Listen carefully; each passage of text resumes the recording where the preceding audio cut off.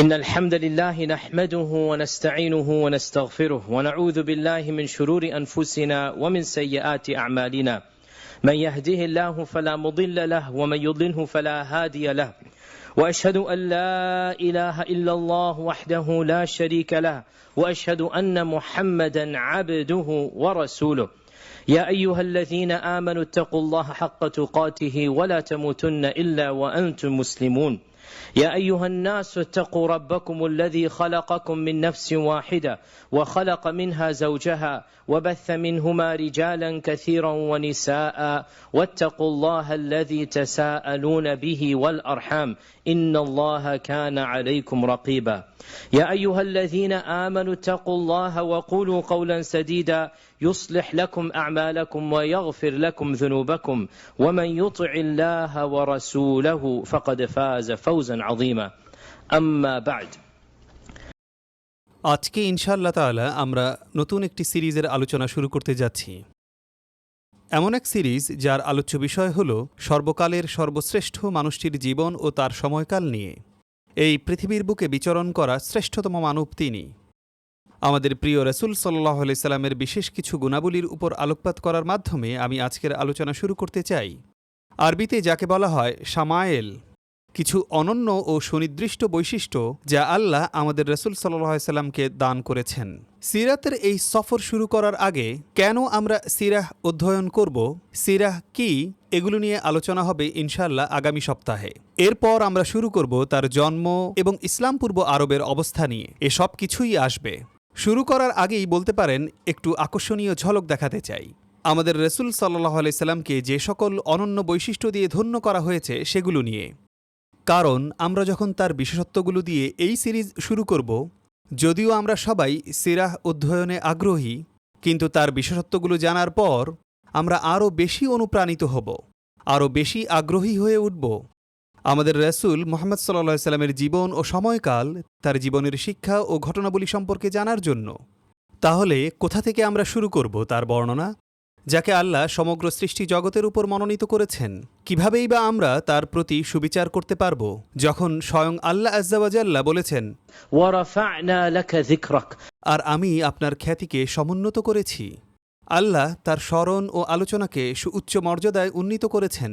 ইবনে আব্বাস রাদিয়াল্লাহু তাআলা আনহু এবং সাহাবাদের অন্যান্য আলেমগণ বলেছেন, আল্লাহ তার স্মরণকে এমনভাবে সমুন্নত করেছেন যে যখনই আল্লাহর নাম উল্লেখ করা হয় ঠিক তারপরই রাসূল সাল্লাল্লাহু আলাইহি সাল্লামের নাম উল্লেখ করা হয়। আর কথাটা কতই না সত্য। যখনই আল্লাহর কথা উল্লেখ করা হয় প্রায় সবসময়ই এর ঠিক পরপরই রাসূল সাল্লাল্লাহু আলাইহি সাল্লামের কথা উল্লেখ করা হয়। এমনকি কালেমায়ে শাহাদাতেও লা ইলাহা ইল্লাল্লাহু মুহাম্মাদুর রাসূলুল্লাহ, আজানে, আমাদের সালাতে, স্বয়ং কোরআনে এমন কোনো খুতবা নেই যেখানে আমরা আল্লাহর প্রশংসা করি অথচ এরপর রাসূল সাল্লাল্লাহু আলাইহি সাল্লামের উপর সালাত ও সালাম প্রেরণ করি না। স্বয়ং আল্লাহ আমাদের রাসূল সাল্লাল্লাহু আলাইহি সাল্লামকে সম্বোধন করে বলেছেন, রাহমাতাল লিল আলামিন, আর আমি তো আপনাকে বিশ্বজগতের জন্য কেবল রহমত হিসেবেই প্রেরণ করেছি। আপনি রহমতের মূর্ত প্রতীক। আল্লাহ আপনাকে প্রেরণ করেছেন আর আপনার মাধ্যমেই রহমত দেয়া হবে।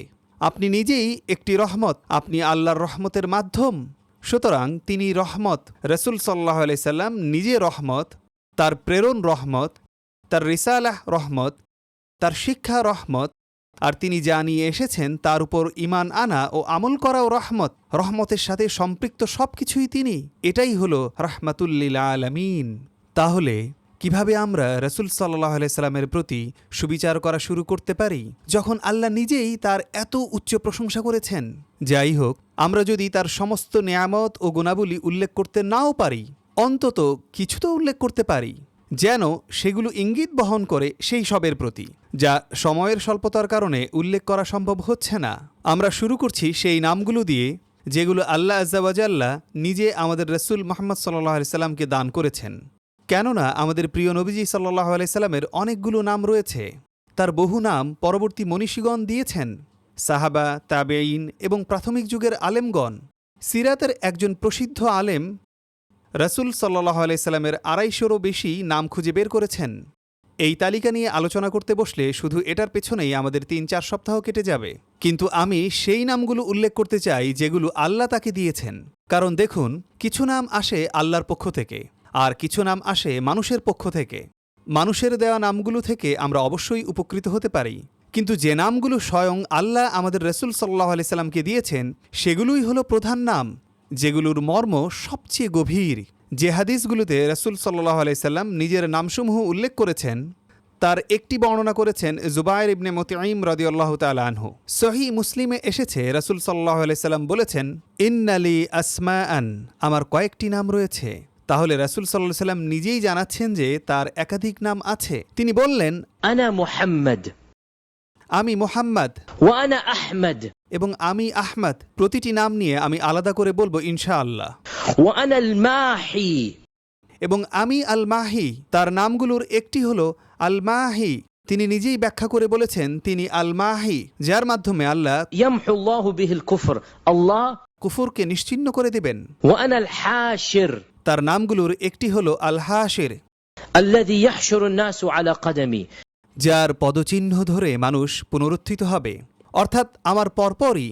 হাসারা ইয়াহশুরু অর্থ পুনরুত্থিত হওয়া। ওয়া আনা আল আকিব, তার নামগুলোর একটি হলো আল আকিব, তিনি ব্যাখ্যা করে বলেন আল আকিব, তিনি যার পরে আর কোনো নবী নেই। ওয়া আনা নবিয়্যুর রাহমা, আমি রহমতের নবী, এটি আমার নামগুলোর একটি। ওয়া আনা নবিয়্যুত তাওবাহ, এবং আমি তওবার নবী। ওয়া আনা আল মুকাফফা, এবং আমি আল মুকাফফা। মুকাফফা অর্থ কি আমরা ব্যাখ্যা করব সংক্ষেপে। যিনি সবার পরে এসেছেন, যিনি এক সুদীর্ঘ ধারাবাহিকতার একেবারে শেষে আগমন করেছেন, তিনি আল মুকাফফা। ওয়া আনা নবিয়্যুল মালাহিম, এবং আমি মালাহিমের নবী। ইনশাআল্লাহ এই নামগুলোর প্রতিটি আমরা একে একে ব্যাখ্যা করব। তাহলে রসুল সাল্লাল্লাহু আলাইহি সাল্লামের সর্বাধিক প্রসিদ্ধ নাম দুটি, যে দুটি নাম কোরআনে সুস্পষ্টভাবে উল্লেখিত হয়েছে। কোরআনে তার অনেক বিশেষণ এসেছে, কোরআনে তার অনেক বিশেষণ এসেছে। সেই বিশেষণগুলো থেকে আমরা নাম বের করে নিতে পারি। যেমন নবিউর রাহমা নামটি আমরা কোরআন থেকে বের করতে পারি রাহমাতুল লিল আলামিন থেকে। এটি একটি গুণবাচক বর্ণনা, একটি বিশেষণ, কিন্তু বিশেষ্য বা নাম হিসেবে কোরআনে দুটি নামই এসেছে, আর সে দুটি হল মুহাম্মদ এবং আহমদ। মুহাম্মদ নামটি কোরআনে 4 বার এসেছে, আর আহমদ নামটিও কয়েকবার এসেছে। আমার স্মৃতি যদি প্রতারণা না করে 2 বা 3 বার আহমদ নামটি উল্লেখিত হয়েছে। আর যতবারই এসেছে তা এসেছে ঈসা আলাইহিস সালামের জবান থেকে। নবী মিন বা'দ ইসমুহু আহমদ, ঈসা ইবনে মারিয়াম আলাইহিস সালাম বলেছেন, আমি তোমাদেরকে সুসংবাদ দিচ্ছি এক রাসূলের, যিনি আমার পরে আসবেন, আর তার নাম হবে আহমদ। মুহাম্মদ এবং আহমদ দুটো নামই এসেছে হামিদা ইয়াহমাদু ধাতু থেকে। আর হামদ অর্থ প্রশংসা করা, তবে যে কোনো ধরনের প্রশংসা নয়। হামদ হল কোরআনের প্রথম শব্দ, আলহামদুলিল্লাহ। হামদ মানে এমন প্রশংসা যা কোনো প্রকারের অনুগ্রহের বিনিময়ে করা হয় না, কেননা সেটা তো শকর। কেউ আপনার উপকার করল, বিনিময়ে আপনি তার প্রশংসা করলেন, এটা হলো শকর। এটা বিনিময়ের প্রশংসা, দেওয়া নেওয়ার ব্যাপার। আপনি আমাকে কিছু টাকা দিলেন, আমি বললাম ধন্যবাদ, কিংবা আপনি বড় দানশীল মানুষ, এটাকে হামদ বলা হয় না, এটা শকর। কারণ সে আপনাকে কিছু দিয়েছে, তার বদলায় আপনিও কিছু ফিরিয়ে দিচ্ছেন। হামদ শকরের চেয়ে উঁচু স্তরের। শকর এক অর্থে লেনদেন, যদিও তা ভালো জিনিস, কিন্তু এর চেয়ে উঁচুতে হামদের অবস্থান। হামদ হল প্রশংসার সর্বোচ্চ রূপ। হামদ এমন প্রশংসা যা করা হয় প্রশংসিত সত্তার সহজাত গুণাবলীর কারণে। তিনি আপনার কোনো উপকার করেছেন বলে নয়, বরং তিনি নিজ সত্তার প্রশংসার যোগ্য বলেই তার প্রশংসা করা হয়। তিনি কি করেছেন বা করেননি সেসব বিবেচনা ছাড়াই তিনি প্রশংসা পাওয়ার অধিকারী। তাহলে আমাদের প্রিয় রসুল সাল্লাল্লাহু আলাইহি সাল্লামের দুটি নাম রয়েছে, আর তার সর্বাধিক প্রসিদ্ধ নাম দুটোই এসেছে এমন এক ধাতুমূল থেকে যা প্রশংসার কথা প্রকাশ করে। কেন? কারণ আল্লাহ তার প্রশংসা করেছেন, ফেরেশতারা তার প্রশংসা করেছেন, পৃথিবীর মানুষ তার প্রশংসা করেছে, আর সকল নবী রাসূলগণও তার প্রশংসা করেছেন। আর প্রতিটি মানুষই তার প্রশংসা করে, প্রত্যক্ষভাবে অথবা পরোক্ষভাবে। যারা প্রত্যক্ষভাবে তার প্রশংসা করে তারা হলো মুসলমান। আর পরোক্ষ প্রশংসার ব্যাপারটা হলো তিনি যে সকল গুণ ও বৈশিষ্ট্য নিয়ে এসেছেন সেগুলো পূর্ণতার গুণ, শ্রেষ্ঠত্বের বৈশিষ্ট্য। তাই যারা তাকে মুখে অস্বীকার করে তারাও তার আনিত গুণগুলোর স্বীকৃতি দিতে বাধ্য, প্রশংসা করতে বাধ্য। দয়া, কোমলতা, রহমত, স্নেহ, মমতা। তাদের জবান তার নবুয়ত অস্বীকার করলেও তার ভেতরের গুণগুলোর প্রশংসা তাদের করতেই হবে। সুতরাং তিনি সমগ্র মানবজাতির প্রশংসা পাওয়ার যোগ্য। এজন্যই রাসূলুল্লাহ সাল্লাল্লাহু আলাইহি সাল্লাম প্রশংসিত আসমানে এবং জমিনে। তিনি প্রশংসিত পূর্ববর্তী উম্মতদের মাঝে এবং বর্তমান উম্মতের মাঝে। তিনি প্রশংসিত দুনিয়াতে এবং আখিরাতে। এটাই তো প্রশংসার চূড়ান্ত রূপ। এমন কোনো মানুষ নেই অতীতে যার এত প্রশংসা করা হয়েছে, বর্তমানে যার এত প্রশংসা করা হচ্ছে, কিংবা ভবিষ্যতে যার এত প্রশংসা করা হবে আমাদের রাসূল সাল্লাল্লাহু আলাইহি সাল্লামের চেয়ে বেশি। একটু ভেবে দেখুন, পৃথিবীতে এমন একটি মুহূর্তও অতিবাহিত হয় না যখন লাখ লাখ নয়, কোটি কোটি নয়, বরং শত কোটি মানুষ সারা বিশ্ব জুড়ে এই একজন মানুষের সাল্লাল্লাহু আলাইহি সাল্লাম এর প্রশংসায় মগ্ন থাকে না। সাল্লাল্লাহু আলাইহি ওয়াসাল্লাম। কেউ দুরুদ ও সালাত সালাম পাঠাচ্ছে, কেউ খুতবা দিচ্ছে বা আলোচনা করছে, আর কেউ নামাজ আদায় করছে। কারণ আপনি এমন কোনো নামাজ পড়তে পারবেন না, এমন কোনো রাকাত আদায় করতে পারবেন না যেখানে রাকাতে আমরা কি পড়ি? আল্লাহুম্মা সাল্লি আলা মুহাম্মদ ওয়া আলা আলি মুহাম্মদ।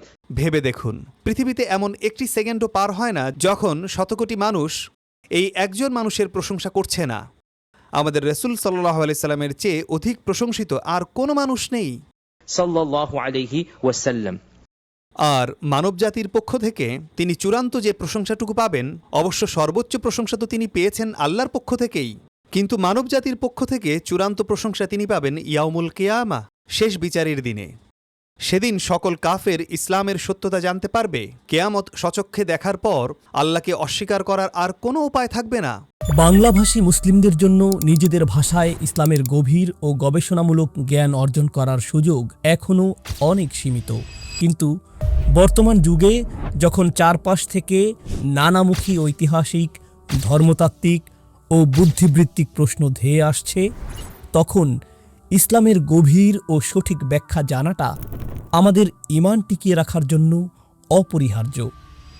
আর ঠিক এই কারণেই আমাদের শায়েখ ইয়াসির কাজী বাংলা চ্যানেলের পথচলা। আমরা শায়েখ ইয়াসির কাজীর গভীর গবেষণাধর্মী লেকচারগুলো অত্যন্ত যত্ন সহকারে সঠিক ও প্রাঞ্জল বাংলায় অনুবাদ এবং ডাবিং করছি, যেন যারা গুরুত্বের সাথে দ্বীনের ইলম অর্জন করতে চান তাদের কাছে এই গুরুত্বপূর্ণ আলোচনাগুলো সহজে পৌঁছে যায়। এই ধরনের বড় প্রজেক্টের পেছনে রয়েছে দীর্ঘ সময়, নিখুঁত অনুবাদ এবং প্রোডাকশন খরচ।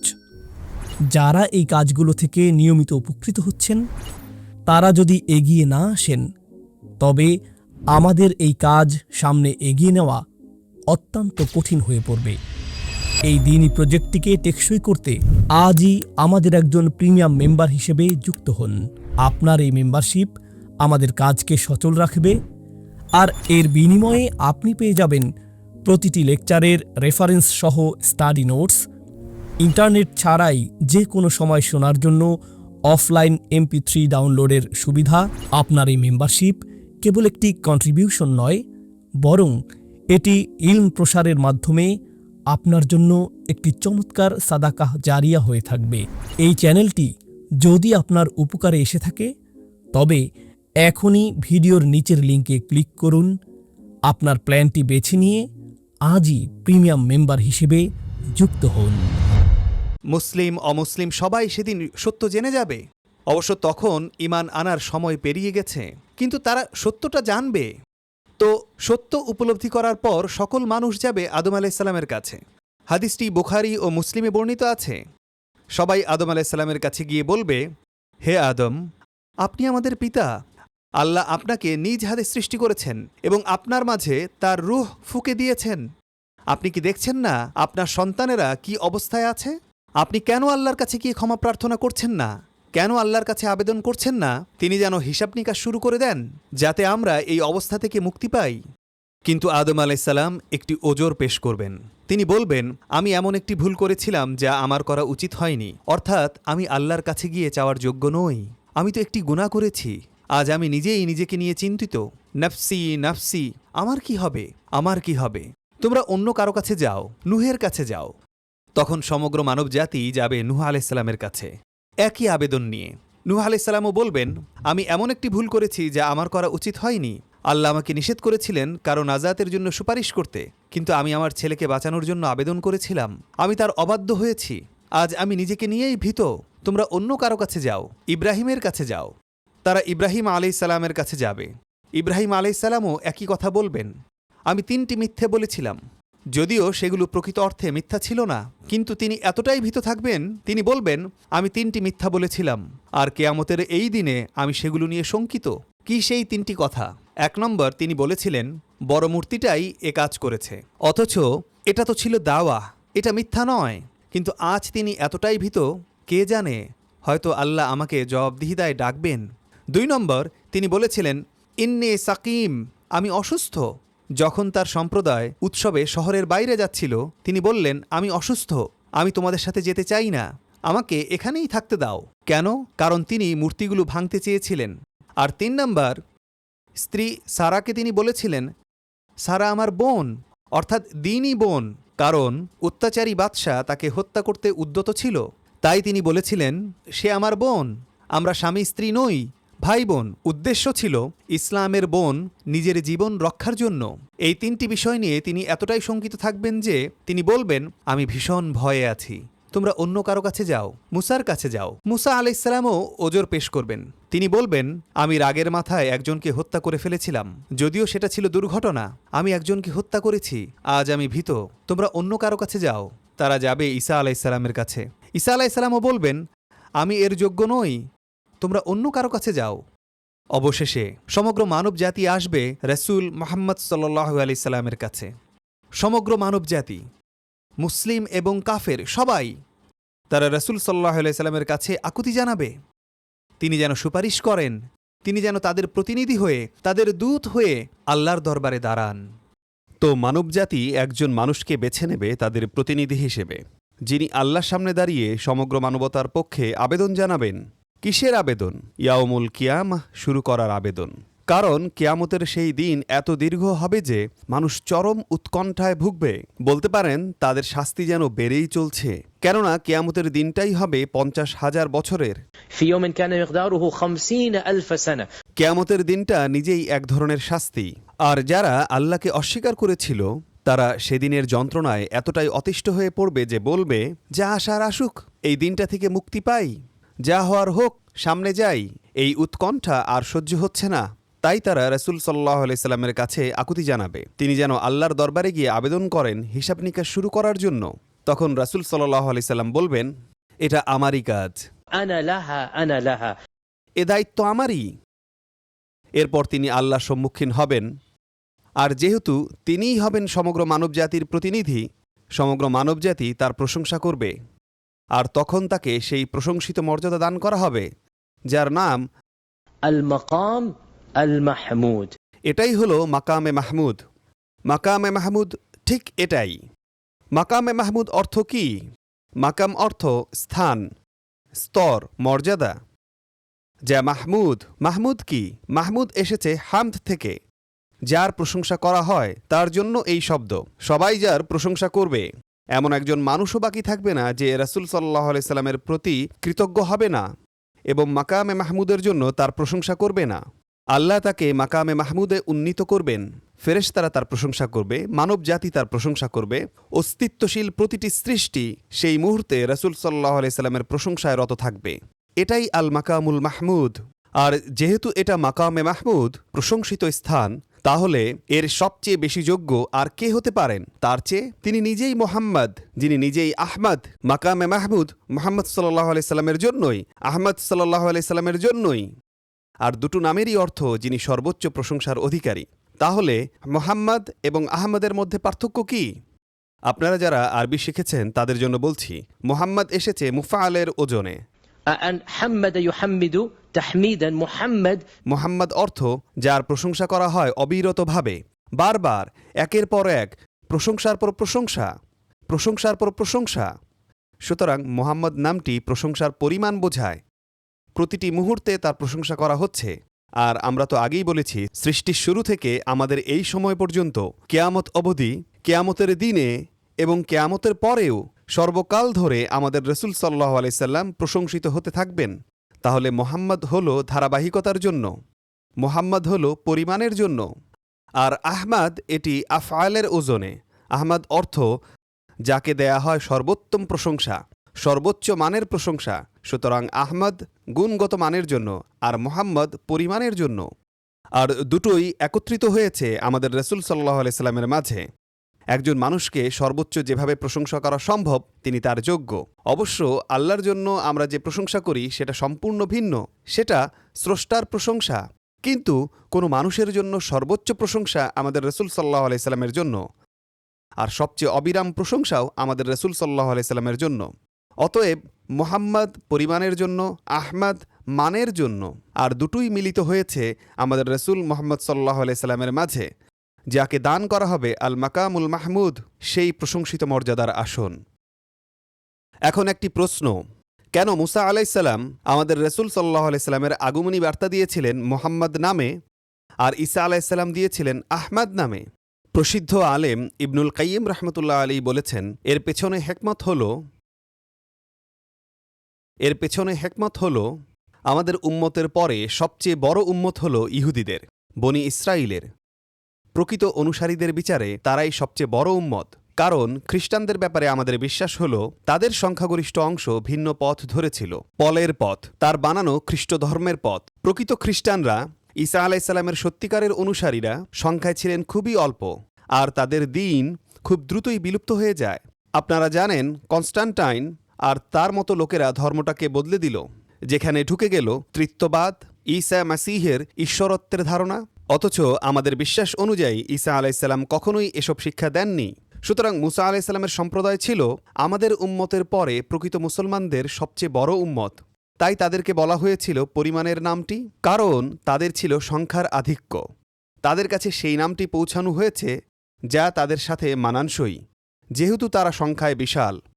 আর ঈসা আলাইহিস সালামের অনুসারীরা ছিলেন অল্প, তার হাওয়ারিগণ ছিলেন অল্প, যারা সত্যিকার অর্থে ঈসা মসীহের প্রকৃত বাণী অনুসরণ করেছিলেন। তারা সংখ্যায় বেশি ছিলেন না, কিন্তু গুণে মানে ছিলেন অনন্য। হাওয়ারিগণ এবং তাদের অনুসারীরা নির্যাতিত হয়েছিলেন, অত্যাচারিত হয়েছিলেন। পৌত্তলিক রোমানরা তাদের হত্যা করেছিল, তাদেরকে ছুঁড়ে দেয়া হতো সিংহের সামনে, লোহার চিরুনি দিয়ে আঁচড়ে তাদের হাড় মাংস আলাদা করে ফেলা হতো। সিনেমায় যেমন নির্যাতনের দৃশ্য দেখেন, ঠিক তেমন এই নির্মম নির্যাতন চালানো হয়েছিল প্রাথমিক যুগের খ্রিস্টানদের উপর, প্রকৃত খ্রিস্টানদের উপর, অর্থাৎ ঈসা ইবনে মারিয়াম আলাইহিস সালামের সত্যিকারের অনুসারীদের উপর। তারা সংখ্যায় ছিলেন অল্প, কিন্তু ছিলেন গভীরভাবে নিবেদিত প্রাণ ও পুণ্যবান। তাই তাদেরকে দেয়া হয়েছিল আহমদ নামটি, কারণ তারা ছিলেন গুণে মানে শ্রেষ্ঠ মানুষ, তারা ছিলেন মানের অধিকারী। আর তাদের জানানো হয়েছিল আমাদের রাসূল সাল্লাল্লাহু আলাইহি সাল্লাম হবেন তিনি যিনি সর্বোত্তম মানের প্রশংসার যোগ্য। সুতরাং মুহাম্মদ এবং আহমদ দুটোই তার নাম। তৃতীয় যে নামটি উল্লেখ করেছেন আল মাহি, এর ব্যাখ্যা তিনি নিজেই দিয়েছেন, যার মাধ্যমে আল্লাহ কুফরকে মুছে দিয়েছেন। মাহা অর্থ মুছে ফেলা, নিশ্চিহ্ন করে দেয়া, অর্থাৎ আমার মাধ্যমে আল্লাহ কুফরকে মুছে দেবেন। আর এটা আমরা তার জীবদ্দশাতেই ঘটতে দেখেছি। গোটা আরব উপদ্বীপ ডুবেছিল কুফরের অন্ধকারে, আর তার নিজের জীবদ্দশাতেই সমগ্র উপদ্বীপ আলোকিত হয়ে গেল ইসলামের আলোয়। এর ২০-৩০ বছরের মধ্যে কুফরের বড় বড় ঘাঁটিগুলো ইসলামে প্রবেশ করল, আর আজ পর্যন্ত সেগুলো ইসলামের উপরই আছে। ৬০-৭০ বছরের মধ্যে ইসলাম পৌঁছে গেল এক প্রান্তে চীনের সীমানায়, আরেক প্রান্তে আন্দালুসে, যেখানে আজও ইসলাম বিদ্যমান। সুতরাং আল্লাহ আমাদের রাসূল সাল্লাল্লাহু আলাইহি সাল্লামকে ব্যবহার করেছেন আল মাহি হিসেবে, যিনি মুছে দেন। ওয়াল্লাহি, যদি আপনি ঐতিহাসিক মানচিত্রের দিকে তাকান, যে মানচিত্র ইসলামের বিস্তার দেখায়, আপনি স্বচক্ষে দেখতে পাবেন আল মাহি এর মর্ম কী। আক্ষরিক অর্থেই ইসলামের দিন ছড়িয়ে পড়ছে ৫, ১০, ১৫, ২০, ৩০, ৪০ বছর, যেন কুফর মুছে যাচ্ছে আর ইসলামের আলো বিস্তৃত হয়ে চলেছে। এসবই আল মাহি, যিনি কুফরকে মুছে দেন, নিশ্চিহ্ন করে দেন। রাসূলুল্লাহ সাল্লাল্লাহু আলাইহি সাল্লাম এই নামের ব্যাখ্যাও নিজেই দিয়েছেন, যার পদচিহ্ন ধরে মানুষ পুনরুত্থিত হবে। আলা কদমি এর দুটো অর্থ হয়। আক্ষরিক অর্থ আমার পায়ের কাছে, কিন্তু প্রকৃত অর্থ হল আমার ঠিক পরেই, অর্থাৎ রাসূলুল্লাহ সাল্লাল্লাহু আলাইহি সাল্লাম নিজেই কিয়ামতের আগমনী বার্তা। বস্তুত রাসূল সাল্লাল্লাহু আলাইহি সাল্লামের আগমনই কিয়ামতের প্রথম আলামত। তার প্রেরিত হওয়াটাই প্রথম নিদর্শন যে বিচার দিবস এখন নিকটবর্তী। পূর্ববর্তী সকল নবীর তুলনায় আমাদের রাসূল সাল্লাল্লাহু আলাইহি সাল্লামের বিআসাত, তার রিসালাত প্রাপ্তি কিয়ামতের আলামতগুলোর সর্বপ্রথমটি। তাই তিনি বলেছেন আনাল হাশির, এর আরেকটি ব্যাখ্যা হল, আমি হব সর্বপ্রথম পুনরুত্থিত ব্যক্তি, আর সবাই পুনরুত্থিত হবে আমার পরে। الذي يحشر الناس على قدمي অর্থাৎ আমার পুনরুত্থানের পরেই সবার পুনরুত্থান শুরু হবে। আর পুনরুত্থানের এই ক্রমধারাও হবে আল্লাহর পক্ষ থেকে এক মর্যাদা।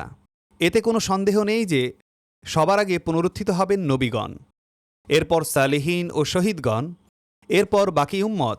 এমনকি পুনরুত্থানের ক্রমধারাবাহিকতা এবং কি ঘটছে তা বুঝতে পারার ক্রমবিন্যাসেরও কারণ আল্লাহ কোরআনে উল্লেখ করেছেন। মানুষ যখন পুনরুত্থিত হবে, গায়ের ধুলো ছাড়তে ছাড়তে তারা বলবে, يا ويلنا من بعثنا من مرقدنا হায় আমাদের দুর্ভোগ, কে আমাদেরকে আমাদের নিদ্রাস্থল থেকে জাগালো।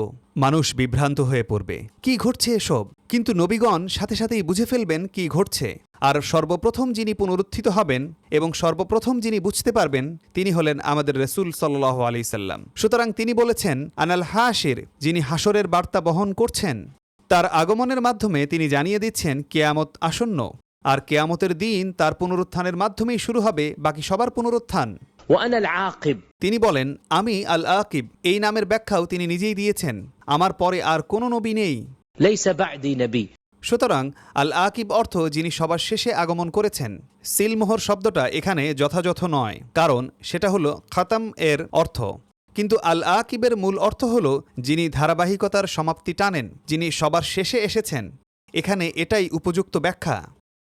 এরপর তিনি বলেন, আমি নবী ওর রহমা এবং নবী ও তাওবাহ। নবী ওর রহমা তো আপনারা বুঝতেই পারছেন, আল্লাহ তাকে বলেছেন রহমাতুল্লিল আলামিন। আর নবী ও তাওবা অর্থ আমি তাওবার নবী, অর্থাৎ আমি ক্ষমার দোয়ার। আমার প্রতি ঈমান এনে এবং আমার শিক্ষা অনুসরণ করে মানুষ ক্ষমা লাভ করতে পারবে। ওয়া আনাল মুকাফফা, এবং আমি আল মুকাফফা।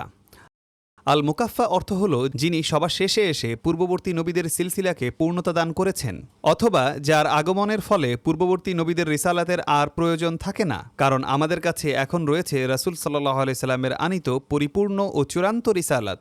আরেক হাদিসে তিনি নিজেকে বলেছেন, أنا نبي الملاحم আমি মালাহিমের নবী, অর্থাৎ আমি সেই নবী যার আগমন বড় বড় পরীক্ষা ও মহাসংকটের বার্তা বহন করে। কারণ পৃথিবী যত বড় ফিতনা কখনো দেখেছে বা দেখবে, তার সবচেয়ে ভয়াবহগুলো সংঘটিত হবে আমাদের নবী সাল্লাল্লাহু আলাইহি সাল্লামের উম্মতের মাঝে এবং তার উম্মতের যুগে। যেমন দাজ্জালের ফিতনা, যেমন শেষ জামানার আলামত সেই 3টি মহাভূমিকম্প, যেমন ঈসা ইবনে মরিয়ম আলাইহিস সালামের অবতরণ এবং ইমাম মাহদির আগমন। এই সমস্ত মহাসংকট সংঘটিত হবে এই নবী সাল্লাল্লাহু আলাইহি সাল্লামের উম্মতের মাঝেই। তাই তিনি নিজেকে বলেছেন, আমি নবীউল মালাহিম। আর এই পরিচয়টা মূলত আমাদের জন্য এবং তার বিরোধীদের জন্য একটি সতর্কবার্তা যে তার জামানায়, তার উম্মতের কালে অনেক পরীক্ষা ও ফিতনা আসবে। সুন্নাহতেও তার আরও কিছু নাম উল্লেখিত হয়েছে, আর কোরআনেও এসেছে তার আরও কিছু গুণবাচক পরিচয়। ইনশাআল্লাহ আমাদের এই আলোচনার ধারাবাহিকতায় আমরা সেগুলোর কিছু কিছু নিয়ে কথা বলবো। এবার আসি তার বিশেষত্বসমূহ প্রসঙ্গে। আরবিতে যাকে বলা হয় খাসায়েস, অর্থাৎ এমন সব বৈশিষ্ট্য যা কেবল তাকেই দেয়া হয়েছে, অন্য কোনো মানুষকে দেয়া হয়নি। প্রাথমিক যুগের আলেমগণ খাসায়েসুন নবী এবং শামায়েলুন নবী নিয়ে বহু গ্রন্থ রচনা করেছেন, যেসব গ্রন্থের মূল বিষয়বস্তু হল তার গুণাবলী ও তার একক বৈশিষ্ট্যসমূহ। আর তার অনেক অনেক নিজস্ব একান্ত বৈশিষ্ট্য রয়েছে। আমাদের যুগের কোনো কোনো আলেম এমন 50টি পর্যন্ত সুনির্দিষ্ট ও অনন্য বৈশিষ্ট্য এবং নেয়ামতের তালিকা করেছেন, যা কেবল তাকেই দান করা হয়েছে, আর কোনো মানুষকে নয়। এগুলোর কিছু বলছি এখন, আবারও মনে করিয়ে দিই, এই সবই হচ্ছে সংক্ষিপ্তসার। বলার মতো আরও কত কিছু যে আছে। 1 নম্বর, তিনি আল্লাহর সর্বশেষ নবী। স্পষ্টতই আল্লাহর আর কোনো নবী সর্বশেষ নবী হওয়ার মর্যাদা পাননি। সর্বশেষ নবী তো কেবল একজনই হতে পারেন, আর আল্লাহ তাকেই মনোনীত করেছেন সর্বশেষ নবী হিসেবে। কোরআনে একথা সুস্পষ্টভাবে এসেছে, ما كان محمد أبا أحد من رجالكم ولكن رسول الله وخاتم النبيين। আর অন্য এক কেরাতে পড়া হয় وخاتم النبيين, অর্থাৎ নবীদের সিলমোহর, নবুয়তের সমাপ্তি। 2 নম্বর বিশেষত্ব হল আমাদের রসুল সাল্লাল্লাহু আলাইহি সাল্লামের নবুয়ত আল্লাহর পক্ষ থেকে নির্ধারিত হয়ে গিয়েছিল আদম আলাইহিস সালামের অস্তিত্ব লাভের আগেই। আদম আলাইহিস সালাম প্রাণসম্পন্ন সত্তা হওয়ার পূর্বেই, এমনকি তার মাঝে রূহ ফুঁকে দেওয়ার আগেই আল্লাহ আমাদের রসুল মুহাম্মদ সাল্লাল্লাহু আলাইহি সাল্লামের নবুয়তের ফয়সালা করে রেখেছিলেন। একজন সাহাবী রসুল সাল্লাল্লাহু আলাইহি সাল্লামকে জিজ্ঞাসা করলেন, ইয়া রাসূলুল্লাহ, কখন আপনার জন্য নবুয়ত নির্ধারিত হয়েছিল? রাসূলুল্লাহ সাল্লাল্লাহু আলাইহি সাল্লাম উত্তর দিলেন, যখন আদম ছিলেন তিন ও রুহের মাঝামাঝি অবস্থায়, অর্থাৎ আদম আলাইসাল্লামের দেহমাটি ও রুহ তখনও একত্রিত হয়নি। আদম আলাইসাল্লাম তখনও ছিলেন দুটি পৃথক অস্তিত্ব, একদিকে রুহ আরেকদিকে মাটি। রুহ ফুঁকে দেওয়ার আগেই আল্লাহ নির্ধারণ করে রেখেছিলেন, আমি মানব জাতির জন্য প্রেরিত হব। 3 নম্বর, তিনিই একমাত্র নবী যাকে সমগ্র মানব জাতির জন্য প্রেরণ করা হয়েছে। শুধু তাই নয়, তিনিই একমাত্র নবী যাকে এমনকি জিন জাতির জন্যও প্রেরণ করা হয়েছে। আমাদের রাসূল সাল্লাল্লাহু আলাইহি সাল্লামের পূর্বে কোনো নবীকেই সমগ্র মানব জাতির জন্য পাঠানো হয়নি, কোনো নবীকেই না। প্রত্যেক নবীকে পাঠানো হয়েছিল একটি নির্দিষ্ট জাতির কাছে। এখন কেউ কেউ প্রশ্ন তুলতে পারেন, আদম আলাইহিসসালামও তো নবী ছিলেন, আর তিনি তার সময়ের সব মানুষের কাছেই প্রেরিত হয়েছিলেন, কারণ তখন তো তার সন্তানরা ছাড়া আর কেউ ছিল না। আবার নূহ আলাইহিসসালাম ছিলেন রাসূল, তিনিও তার সময়ের মানুষদের কাছে প্রেরিত হয়েছিলেন, আর তার সময়ে অন্য কোনো জনগোষ্ঠী ছিল না। সুতরাং তিনিও তো তখনকার সমগ্র মানব জাতির কাছেই প্রেরিত। তাহলে এটা আমাদের রাসূলের অনন্য বৈশিষ্ট্য হয় কিভাবে? এর উত্তর হল, আদম আলাইহিসসালাম ও নূহ আলাইহিসসালাম দুজনই ছিলেন ব্যতিক্রম, যা ঘটেছিল কেবল আদি ইতিহাসের কাকতালীয় বাস্তবতায়। আদম আলাইহিসসালাম প্রথম মানুষ, আর সকল মানুষই তার বংশধর। এমন নয় যে আল্লাহ তাকে এই উপাধি দিয়ে পাঠিয়েছিলেন, তোমাকে সমগ্র মানব জাতির জন্য প্রেরণ করা হলো। ঘটনাচক্রে তখনকার সমগ্র মানব জাতিই ছিল তার সন্তান। একই কথা সর্বপ্রথম রাসূলের ক্ষেত্রেও নূহ আলাইহিসসালামের জন্যও। সমগ্র পৃথিবীতে তখন জনপদ ছিল মাত্র একটি মাত্র জনপদ। নূহ আলাইহিসসালাম তখন প্রেরিত হলেন। তখন জায়গায় জায়গায় গ্রাম আর জনবসতি ছড়িয়ে ছিল না, ছিল কেবল একটি দল, একটি জাতি, একটি সম্প্রদায়, সেটাই তার কওম। তাই আল্লাহ যখন সেই একটি জনপদ ধ্বংস করে দিলেন, সমস্ত পৃথিবীই ধ্বংস হয়ে গেল, কারণ পৃথিবীতে জনপদ তো ছিল ওই একটাই। সুতরাং আবারও বলছি, এমন নয় যে নূহ আলাইহিসসালামকে সমগ্র মানব জাতির জন্য প্রেরণের নিয়ত করা হয়েছিল। ঘটনা হলো, তখন সমগ্র মানব জাতিই ছিল একটিমাত্র জনপদে, আর এজন্যই এই দুইজন হলেন সবচেয়ে প্রাচীন দুজন নবী, তাই না? তাদের পরে যখন একাধিক নগর হলো, তখন কোনো নবীকে দুটি নগরের জন্য পাঠানো হয়নি। যখন একাধিক সিভিলাইজেশন গড়ে উঠল, তখন কোনো নবীকে দুটির বেশি সভ্যতার কাছে পাঠানো হয়নি। একমাত্র আমাদের রাসূল ছাড়া তাকে তো শুধু দুটি সভ্যতার কাছে পাঠানো হয়নি, তাকে পাঠানো হয়েছে সমগ্র মানব জাতির কাছে। আরেকটি বিশেষত্ব, তাকে এমনকি জিনদের কাছেও প্রেরণ করা হয়েছে। এমন এক অনন্য মর্যাদা যা আর কোনো নবীকে কখনো দেয়া হয়নি। ইনশাআল্লাহ আমাদের এই ধারাবাহিক আলোচনায় আমরা মক্কি জীবনের প্রথম দিকের একটি বিখ্যাত ঘটনার কথা বলবো, যাকে বলা হয় জিনদের রাত, লাইলাতুল জিন। সেই রাতে জিনেরা মক্কায় এসেছিল, মুসলিম জিনেরা। তারা চেয়েছিল রাসূল সাল্লাল্লাহু আলাইহি সাল্লাম তাদেরকে ইসলাম শেখাবেন। তাই রাসূলুল্লাহ সাল্লাল্লাহু আলাইহি সাল্লাম গেলেন এবং তাদের যা জানা প্রয়োজন তা শিখিয়ে দিলেন। সেই রাতের অনেক বিবরণ আমাদের জানা আছে, যথাসময়ে আমরা তা নিয়ে আলোচনা করব ইনশাআল্লাহ। 4 নম্বর, আমাদের রাসূল সাল্লাল্লাহু আলাইহি সাল্লামের এমন এক বিশেষত্ব যা অন্য কোনো জাতি বা কোনো নবীকে দেয়া হয়নি। রাসূলুল্লাহ সাল্লাল্লাহু আলাইহি সাল্লাম বলেছেন, আল্লাহ আমাকে সাহায্য করেছেন রুব দিয়ে। রুব অর্থ এক ধরনের ভীতি, যা আল্লাহ আমার শত্রুদের অন্তরে ঢুকিয়ে দেবেন আমি তাদের কাছে পৌঁছানোর আগেই। এমনকি 1 মাসের পথ দূরে থাকতেই তারা আমার ভয়ে ভীত হয়ে পড়বে। অর্থাৎ আল্লাহ তাকে সাহায্য করেছেন কোনো সশস্ত্র যুদ্ধ ছাড়াই তার জামানায়। অবশ্য এটা কেবল তারই বৈশিষ্ট্য, অন্য নবীদের নয়, এমনকি তার উম্মতেরও নয়, একান্তই তার। তিনি যখন কোনো শত্রুর বিরুদ্ধে অভিযানে বের হতেন, তিনি পৌঁছানোর আগেই মানুষ তার ভয়ে আতঙ্কিত হয়ে পড়ত। এ ব্যাপারে তিনি বলেছেন, আল্লাহ আমাকে রোব দিয়ে সাহায্য করেছেন, আর আল্লাহ আমার শত্রুদের অন্তরে 1 মাসের দূরত্ব পরিমাণ ভীতি ঢেলে দিয়েছেন। 5 নম্বর, তার বিশেষত্বসমূহের একটি হল, সকল নবীদের মধ্যে তাকেই দেয়া হয়েছে সবচেয়ে বড় উম্মত। সহিহ বুখারীর একটি হাদিসে এসেছে, তিনি বলেছেন, আল্লাহ আমাকে উম্মতগুলো দেখালেন। আমি দেখলাম এক বিশাল উম্মত, যতদূর চোখ যায় ততদূর বিস্তৃত। আমি বললাম, হয়তো এটাই আমার উম্মত। আমাকে বলা হলো, না, এটা মুসার উম্মত।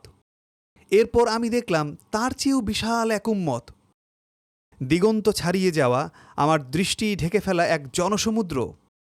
আর আমাকে বলা হলো, এটা তোমার উম্মত। আরেক হাদিসে তিনি সাহাবাদের বললেন, তোমরা কি চাও যে তোমাদের উম্মত অর্থাৎ রাসূল সাল্লাল্লাহু আলাইহি সাল্লামের উম্মত জান্নাতবাসীদের 1/3 হবে? তারা বলে উঠলেন, আল্লাহু আকবার। ভেবে দেখুন, শত শত হাজার হাজার উম্মত এসেছে পৃথিবীতে, আর তার মাঝে একটি উম্মত যদি হয় জান্নাতের 1/3, আল্লাহু আকবার। তিনি কিছুক্ষণ নীরব থাকলেন, এরপর বললেন, তোমরা কি খুশি হবে যদি বলি তোমাদের উম্মত হবে জান্নাতবাসীদের অর্ধেক? তারা বললেন, আল্লাহু আকবার। তিনি আবার নীরব রইলেন, তারপর বললেন, আল্লাহর কসম, আমি আশা করি আমার উম্মত হবে জান্নাতবাসীদের 2/3। এমন নয় যে আমরা অন্য উম্মতগুলোকে বের করে দিতে চাই, যারা যোগ্য তারা সবাই জান্নাতে প্রবেশ করবে, বরং কথা হলো আমাদের উম্মত হবে এতটাই বিশাল। আর সুবহানাল্লাহ, আধুনিক হিসাব কি বলে? পৃথিবীর বুকে এখন কত মুসলিম? প্রায় 100 কোটি, তাই না? 100 কোটি। হিসাবটা করুন তো, রাসূলুল্লাহ সাল্লাল্লাহু আলাইহি সাল্লামের যুগ থেকে ইয়াউমুল কিয়ামা পর্যন্ত। ভাবুন তো একবার, এখনই সংখ্যাটা কত বিপুল। তারপর এর সাথে তুলনা করুন অন্য নবীদের প্রকৃত অনুসারীদের। প্রকৃত সত্যিকারের খ্রিস্টানরা ঈসা মসীহের ঈশ্বরত্বের বিশ্বাসী খ্রিস্টান নয়, বরং যারা ঈসা আলাইহিস সালামকে আল্লাহর রাসূল হিসেবে বিশ্বাস করেছিল তারা কতই না অল্প। আর মুসা আলাইহিস সালামের যুগের প্রকৃত বনী ইসরাইল, প্রাচীন যুগের নবীদের সময়কার ইমানদারেরা, তারা হয়তো কোটির ঘরে ছিল। বিরাট সংখ্যা, মাশাআল্লাহ, বিরাট সংখ্যা। কিন্তু আমাদের বর্তমানের 100 কোটির সাথে এর কোনো তুলনা চলে না। সাথে যোগ করুন 14 শতাব্দীর ইতিহাস, আর কিয়ামত পর্যন্ত আরও কত শতাব্দী আসবে তা আল্লাহই ভালো জানেন। তাহলে একদিকে তাকালে ইনশাআল্লাহ আপনি দেখতে পাবেন রাসূলুল্লাহ সাল্লাল্লাহু আলাইহি সাল্লামের কথা কতটা সত্য প্রমাণিত হয়েছে। আর কল্পনা করুন, তিনি কথাটা বলেছেন এমন এক সময়ে যখন মুসলমানদের শহর পৃথিবীতে মাত্র একটি, মদিনা। তিনি বলেছেন এমন সময়ে যখন গোটা পৃথিবীতে মুসলমান হয়তো মাত্র 1,500, অথচ তখন খ্রিস্টান সম্ভবত 20-30 লাখ, আর ইহুদিও লাখে লাখে। আর তিনি তার মসজিদে বসে 50 জন সাহাবীর এক ছোট্ট জামায়াতকে বলেছেন, আমার আশা ইনশাআল্লাহ তোমরাই হবে জান্নাতবাসীদের 2/3। আজ আমরা এই হাদিস শুনে বলি এ তো জানা কথাই, কিন্তু যেদিন তিনি বলেছিলেন সেদিন এটা ছিল এক মুআজিজা। আর আজ আমরা যা দেখছি নিজের 2 চোখে। 6 নম্বর, তার বিশেষত্বসমূহের একটি যা আর কোনো নবীকে দেয়া হয়নি, তাকে দেয়া হয়েছে সবচেয়ে শক্তিশালী মুআজিজা, আর তা হলো কোরআনের মুআজিজা। এ বিষয়ে আমি বহু আলোচনা করেছি, আর ইনশাআল্লাহ একদিন আমরা এ বিষয় নিয়ে বিস্তারিত কথা বলবো। কিন্তু এমন কোনো মুআজিজা নেই যা কোরআনের সমকক্ষ হতে পারে। কোনো মুআজিজাই কোরআনের সাথে তুলনীয় নয়। একটা বিষয় চিন্তা করলেই ব্যাপারটা আপনার কাছে স্পষ্ট হয়ে যাবে। কল্পনায় আনা যায় এমন যে কোনো মুআজিজার কথা ভাবুন। লোহিত সাগর দ্বিখণ্ডিত হওয়া, কিংবা লাজারাসের পুনর্জীবন। ঈসা আলাইহিস সালাম আল্লাহর অনুমতিতে মৃতকে জীবিত করতেন, তাই না? এই মুআজিজাগুলোর কোনোটাই আজ আমাদের নাগালে নেই। লোহিত সাগরের দ্বিখণ্ডিত হওয়াও আমরা দেখিনি। ঈসা আলাইহিস সালাম যখন লাজারাসকে ডাক দিলেন আর সে কবর থেকে হেঁটে হেঁটে বেরিয়ে এলো, আপনি তো সেখানে ছিলেন না। তাহলে এগুলো আমার আপনার জন্য প্রকৃত মুআজিজা নয়, আমরা শুধু এগুলোর উপর ঈমান রাখি। কিন্তু কোরআন এমন এক মুআজিজা যা আমি একজন অমুসলিমের হাতে তুলে দিয়ে বলতে পারি, এই নিন, এটাই আমার নবীর মুআজিজা। কোরআন এমন এক মুআজিজা যা আমি তিলাওয়াত করতে পারি আর মানুষ শুনতে পারে। এ এক জীবন্ত মুআজিজা, এমন মুআজিজা যার নাগাল সমগ্র মানব জাতির কাছে রয়েছে। বহু দিক থেকেই কোরআনের মুআজিজার সাথে তুলনীয় কোনো মুআজিজা নেই, তবে সেটা সম্পূর্ণ ভিন্ন এক আলোচনার বিষয়। 7 নম্বর, আমাদের রাসূল সাল্লাল্লাহু আলাইহি সাল্লামকে এমন এক বিশেষত্ব দেওয়া হয়েছে যা আর কোনো নবী পাননি। আর ইনশাআল্লাহ শুধু এই একটি বিশেষত্ব নিয়েই আমরা 2-3 সপ্তাহ আলোচনা করতে পারব। সেটা হলো ইসরা ও মেরাজের রাত্রিকালীন সফর। আর কোনো নবী এই সফরের সৌভাগ্য লাভ করেননি।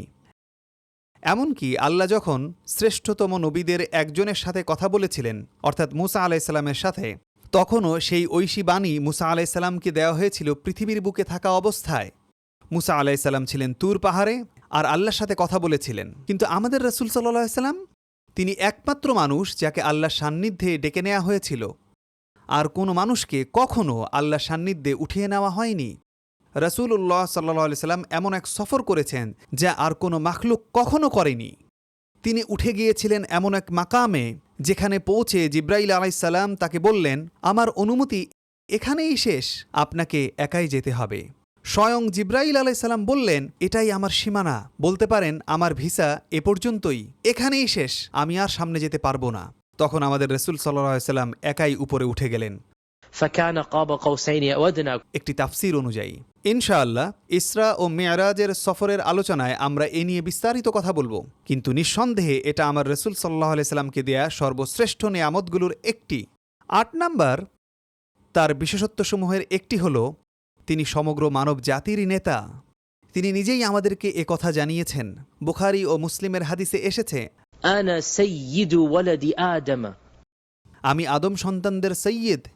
এখানে সৈয়দ মানে কি? সাদা ইয়াসুদু থেকে এসেছে, যিনি কর্তৃত্বের অধিকারী, যিনি প্রতিনিধি, যিনি নেতা। أنا سيد ولد آدم. আমি আদম সন্তানদের সৈয়দ। আর এখানে সৈয়দ শব্দের অর্থ কি? অনেকগুলো অর্থ। সর্বপ্রথম তিনি হলেন নেতৃত্বের শীর্ষে। এখানে সৈয়দ মানে কি দাঁড়ায়? অর্থাৎ তিনি মানবতার পূর্ণতার প্রতীক।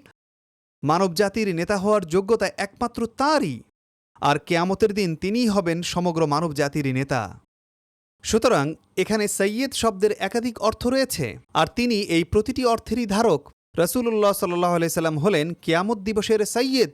৯ নম্বর, তার একান্ত নিজস্ব নিয়ামতসমূহের একটি হল কিয়ামতের দিন সর্বপ্রথম যে মানুষটি পুনরুত্থিত হবেন তিনি হলেন রাসূলুল্লাহ সাল্লাল্লাহু আলাইহি সাল্লাম। যেমনটা আমরা আগেই বলেছি, সহিহ বুখারীর হাদিস আমাদেরকে এ কথা জানায়, দ্বিতীয় সিংহায় ফু দেওয়ার পর সর্বপ্রথম যে কবরটি উন্মুক্ত হবে, সিংহা তো দুটো, তাই না? ثم نفخ فيه أخرى. অতপর আবার সিংহায় ফুঁক দেয়া হবে। সিংহায় ফুঁক দেয়া হবে 2 বার। দ্বিতীয় ফুঁকের সময় কবরগুলো উন্মুক্ত হতে থাকবে। তো কবরগুলো যখন খুলতে শুরু করবে, রাসূলুল্লাহ সাল্লাল্লাহু আলাইহি সাল্লাম বলেছেন, সর্বপ্রথম যে কবরটি ফেটে উন্মুক্ত হবে সেটি হবে আমার কবর। রাসূলুল্লাহ সাল্লাল্লাহু আলাইহি সাল্লামই হবেন সর্বপ্রথম পুনরুত্থিত মানুষ, আর এটাই তার আল হাসির নামের আরেকটি ব্যাখ্যা। আর তিনিই হবেন কিয়ামতের দিন সর্বপ্রথম বস্ত্র পরিহিত মানুষ। ১০ নম্বর, তার বিশেষত্বসমূহের একটি হল তাকে দেয়া হবে সবচেয়ে বিশাল হাউজ। হাউজ হল একটি জলাধার, যার প্রতিশ্রুতি আমাদের রাসূল সাল্লাল্লাহু আলাইহি সাল্লামকে দেওয়া হয়েছে। সূরা কাউসারের তাফসীর আলোচনার সময় আমরা এ নিয়ে কথা বলেছিলাম। এটি এমন এক হাউস যা বর্গাকৃতির। তিনি নিজেই আমাদের জানিয়েছেন এটি বর্গাকার, আর এটা এতই বিশাল যে এর এক বাহুর দৈর্ঘ্য, এই বর্গের একটি দিক যেন মক্কা থেকে সানা পর্যন্ত বিস্তৃত, অর্থাৎ প্রায় অর্ধেক আরব উপদ্বীপ, তাই না? মক্কা থেকে সানা, এ তো কেবল এক বাহু। একে 4 দিয়ে গুণ করুন, পেয়ে যাবেন পুরো পরিসীমা। কাউসার ও হাউজের বর্ণনা আমি আগের এক আলোচনায় দিয়েছি, ইনশাআল্লাহ তাআলা আপনারা সেটা শুনে নিতে পারেন। 11 নম্বর, তার বিশেষত্বের মধ্যে রয়েছে আল কাউসার। তাকে দেয়া হয়েছে জান্নাতের প্রধান প্রস্রবণ, জান্নাতের মূল নদী, যেখান থেকে জান্নাতের সকল নদী শাখা প্রশাখা ছড়িয়ে পড়েছে। বলতে পারেন জান্নাতবাসীরা যে পানি পান করবে তা যেন রাসূল সাল্লাল্লাহু আলাইহি সাল্লামেরই উপহার, কারণ সেটা আল কাউসার। আর কাউসার সম্পর্কে আল্লাহ বলেছেন, ইন্না আ'তাইনাকাল কাউসার। সুতরাং জান্নাতবাসীদের পানি সবই আমাদের রাসূল মুহাম্মদ সাল্লাল্লাহু আলাইহি সাল্লামকে দেওয়া, তার জন্যই আসা, তার পক্ষ থেকেই পাওয়া এক উপহার। 12 নম্বর, তার বিশেষত্বসমূহের আরও কয়েকটি। তিনি সর্বপ্রথম পুলসিরাত অতিক্রম করবেন। তিনিই তার উম্মতকে পথ দেখিয়ে জান্নাতে নিয়ে যাবেন। তিনিই সর্বপ্রথম জান্নাতের দরজায় করাঘাত করবেন। আমাদের পিতা আদম আলাইহিস সালাম জান্নাত ছেড়ে আসার পর তিনিই হবেন জান্নাতে প্রবেশকারী সর্বপ্রথম মানুষ, আর তার নামেই খুলে দেয়া হবে জান্নাতের দরজাগুলো। তিনি যখন দরজায় করাঘাত করবেন, দরজার দায়িত্বে থাকা নিয়োজিত ফেরেশতা জিজ্ঞাসা করবেন, কে? তিনি বলবেন, মুহাম্মদ সাল্লাল্লাহু আলাইহি সাল্লাম। ফেরেশতা বলবেন, আপনার জন্যই আমাকে দরজা খোলার আদেশ দেওয়া হয়েছে, অর্থাৎ আপনার আগে আর কারো জন্য আমি খুলতে পারবো না।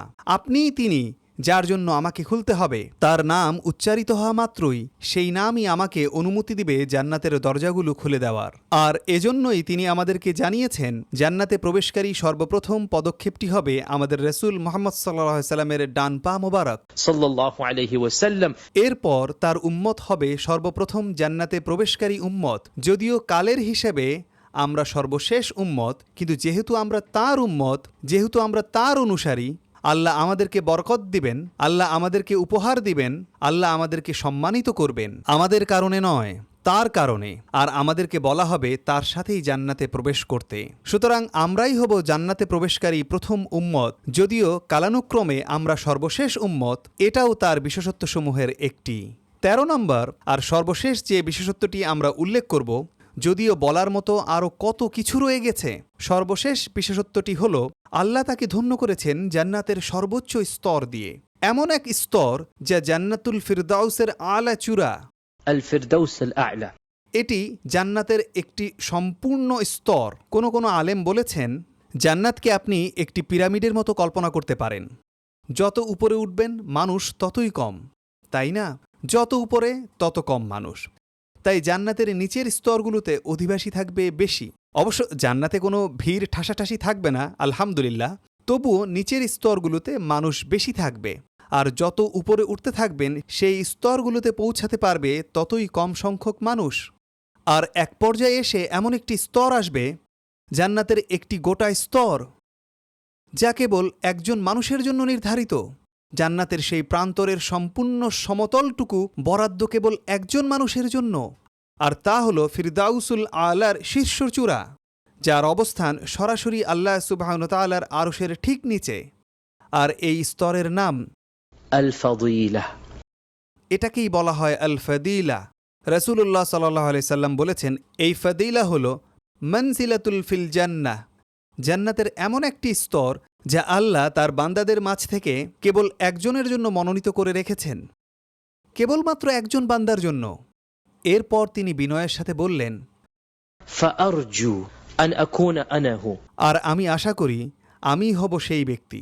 এটা ছিল তার বিনয়। নয়তো এই মাকামের যোগ্য তিনি ছাড়া আর কোনো মানুষই নেই। তবুও তিনি শুধু এতটুকুই বললেন, আমি আশা করি, আমি দোয়া করি, আমিই যেন হই সেই সৌভাগ্যবান যার জন্য এটা নির্ধারিত। আর এজন্যই তিনি চেয়েছেন আমরা যেন দোয়া করি, আল্লাহ যেন তাকে এই ওসিলা ও ফদিলা দান করেন। আর এজন্যই প্রতিবার আজান শেষ হলে আমরা কি পড়ি? اللهم رب هذه الدعوة التامة والصلاة القائمة آت محمدا الوسيلة والفضيلة। এই যে ফদিলা, জান্নাতের একটি গোটা স্তর। আর ওয়াবাসহু, খেয়াল করেন, আতি হলো আখেরাতের জন্য, কিয়ামতের পরবর্তী সময়ের জন্য। কিয়ামতের পরে আমরা চাচ্ছি তাকে দান করুন আল ওয়াসিলা ওয়াল ফাদিলা, সেটাই ওয়াসিলা ও ফাদিলা। আর ওয়াবাসহু, তাকে পুনরুত্থিত করা হবে কিয়ামতের দিনে মাকাম মাহমুদানিল্লাযী ওয়াআত্তাহ, অর্থাৎ মাকামে মাহমুদ হলো কিয়ামতের দিনে। মাকামে মাহমুদ কি তা তো আমরা ব্যাখ্যা করেছি। সমগ্র মানবজাতি সেদিন তার প্রশংসা করবে, সমগ্র মানবজাতি তার উপরে সালাত ও সালাম প্রেরণ করবে। এমনকি যারা এই দুনিয়াতে তাকে প্রত্যাখ্যান করেছিল, যারা তাকে গালি দিয়েছিল, তাকে বিদ্রূপ করেছিল, ঠাট্টা উপহাস করেছিল, তার বিরুদ্ধে ব্যঙ্গচিত্র এঁকেছিল, ওয়াল্লাহি সেদিন তারাও তার প্রশংসা করবে, তার উপর সালাওয়াত ও সালাম পাঠাবে। কারণ তাদের করতেই হবে, কেননা এটাই মাকামে মাহমুদ। সুতরাং কেয়ামতের দিন মাকামে মাহমুদে সমগ্র মানবজাতি তার প্রশংসায় রত থাকবে। আর আখিরাতে তাকে দেয়া হবে আল ওয়াসিলা ওয়াল ফাদিলা। এজন্যই আমরা আল্লাহর কাছে দোয়া করি তিনি যেন তাকে এই সমস্ত মর্যাদা ও বৈশিষ্ট্য দান করেন। আর এগুলোই ছিল আমাদের রাসূল সাল্লাল্লাহু আলাইহি সাল্লামের খাসায়েস, তার বিশেষত্বসমূহের কেবলমাত্র কিছু অংশ। দুর্ভাগ্যবশত হাতে আর মাত্র কয়েক মিনিট সময় আছে, তাই পরবর্তী অধ্যায় শুরু করার আর কোনো মানে হয় না। যে অধ্যায়ের বিষয়বস্তু হলো তার চারিত্রিক গুণাবলী, তার দৈহিক সৌন্দর্য, তার আচার ব্যবহার ও তার জীবনযাপন। ইনশাআল্লাহ তাআলা আগামী বুধবার আমরা এসব নিয়ে আলোচনা করব বিইজনিল্লাহি তাআলা। বাংলাভাষী মুসলিমদের জন্য নিজেদের ভাষায় ইসলামের গভীর ও গবেষণামূলক জ্ঞান অর্জন করার সুযোগ এখনও অনেক সীমিত। কিন্তু বর্তমান যুগে যখন চারপাশ থেকে নানামুখী ঐতিহাসিক, ধর্মতাত্ত্বিক ও বুদ্ধিবৃত্তিক প্রশ্ন ধেয়ে আসছে, তখন ইসলামের গভীর ও সঠিক ব্যাখ্যা জানাটা আমাদের ঈমান টিকিয়ে রাখার জন্য অপরিহার্য। আর ঠিক এই কারণেই আমাদের শায়েখ ইয়াসির কাজী বাংলা চ্যানেলের পথ চলা। আমরা শায়েখ ইয়াসির কাজীর গভীর গবেষণাধর্মী লেকচারগুলো অত্যন্ত যত্ন সহকারে সঠিক ও প্রাঞ্জল বাংলায় অনুবাদ এবং ডাবিং করছি, যেন যারা গুরুত্বের সাথে দ্বীনের ইলম অর্জন করতে চান তাদের কাছে এই গুরুত্বপূর্ণ আলোচনাগুলো সহজে পৌঁছে যায়। এই ধরনের বড় প্রজেক্টের পেছনে রয়েছে দীর্ঘ সময়, নিখুঁত অনুবাদ এবং প্রোডাকশন খরচ। যারা এই কাজগুলো থেকে নিয়মিত উপকৃত হচ্ছেন তারা যদি এগিয়ে না আসেন, তবে আমাদের এই কাজ সামনে এগিয়ে নেওয়া অত্যন্ত কঠিন হয়ে পড়বে। এই দ্বীনি প্রজেক্টটিকে টেকসই করতে আজই আমাদের একজন প্রিমিয়াম মেম্বার হিসেবে যুক্ত হন।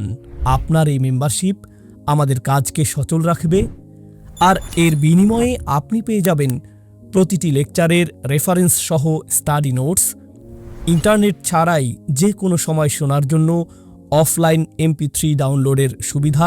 আপনার এই মেম্বারশিপ কেবল একটি কন্ট্রিবিউশন নয়, বরং এটি ইলম প্রসারের মাধ্যমে আপনার জন্য একটি চমৎকার সাদাকাহ জারিয়া হয়ে থাকবে।